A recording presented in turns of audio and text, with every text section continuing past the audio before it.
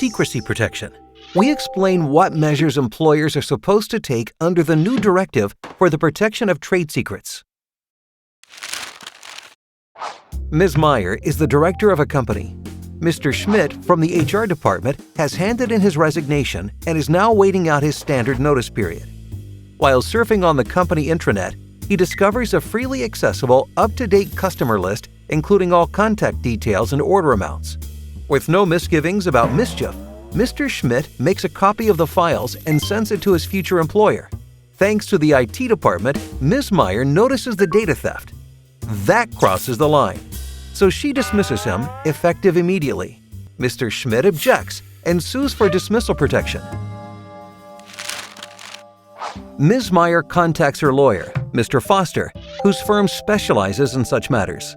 As Mr. Foster explains, the sudden dismissal is legally dubious. That's because on April 26, 2019, the new German law to protect trade secrets came into effect. According to this directive, a trade secret is a piece of information that is confidential, holds economic value, and is actively protected by an employer with appropriate confidentiality measures. These might include physical and/or electronic access restrictions, internal company instructions, staff training sessions, transparent non-disclosure clauses in work contracts, or company-wide confidentiality guidelines. Ms. Meyer's company didn't have any of these kinds of confidentiality measures in place. The customer list was freely accessible by any employee on the intranet. Because this indicates a very low interest in confidentiality, according to the new law, the dismissal could be overturned.